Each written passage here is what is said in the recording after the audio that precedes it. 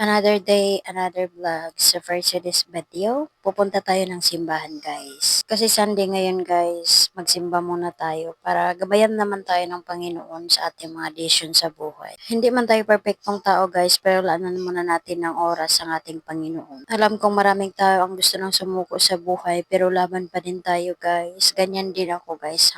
Ngayon, pero pinagdasal ko lang at ipinagpasa Diyos ko ang lahat ng mga desisyon ko sa buhay para mapanatag ako na safe yung future ko. Alam nyo guys, nung nandun pa kami sa province, pinagdasal ko talaga ito na pupunta kami dito sa Maynila kasama yung boyfriend ko para dito maghanap ng trabaho guys kasi alam naman natin na pag sa probinsya maliit lang talaga ang sahudan doon, mas malaki talaga dito guys, kaya pagkatapos namin mag-aral sa college na pagdesisyonan namin na dito na maghanap buhay guys. Bago pala ang lahat guys, pinagdarasal ko sa Panginoon kung tama ba talaga ang landas na aming tatahakin dito guys. Alam naman natin na malayo kami sa pamilya namin, kung magkasakit kami ay mahirap, pero pinagdasal ko talaga sa Panginoon at sa awa ng Diyos, nandito na kami, isang taon na rin kami dito. Wala namang aberyang na nangyari. Lahat ginagabayan talaga kami ng Panginoon guys. Ako lang talaga ang unang nag-step up sa lahat guys. Pumunta ako dito.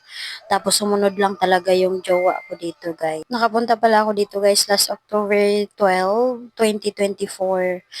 Tapos guys, mga isang week lang nun, naka-apply na kami ng trabaho guys. Pagkatapos ng October 20, nag-aantay lang kami sa job order namin para makapasok na kami sa trabaho guys.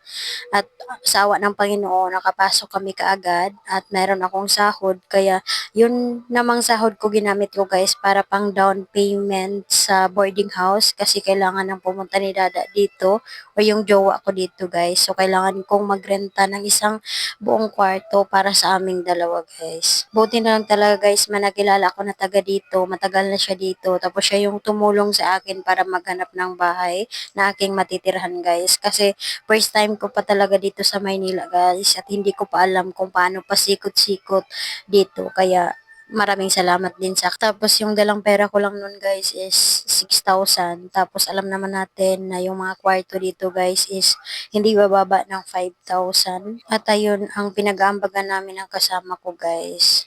Pero isang buwan lang yun guys. Pagdating ng December, pupunta na dito si Dada guys. Dumating pala si Dada dito December 7. Tapos sa araw na pala yun, yun yung araw din na yung kakilala ko dito guys ay nawala guys. Hindi ko rin lubos maisip guys kung anong reason niya, ba't ginawa niya yun, or na-depress ba siya. Wala naman siyang nasabi sa akin na problema niya. Ayun guys, mga 5, dumating na si Dada dito. Tapos nag-iisip ako magpasama ako sa kanya. Pero hindi ko na lang siya sinama nun guys. Tapos hindi na pala kami nag-uusap nun.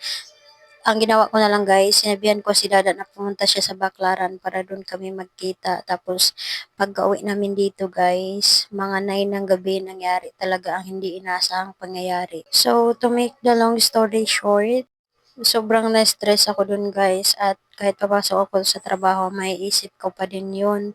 At dumating din sa punto guys na nagkasakit na talaga ako kasi hindi ako makakain ng maayos, makatulog, sa kakaisip sa kanya anong reason niya, ba't nagawa niya yun.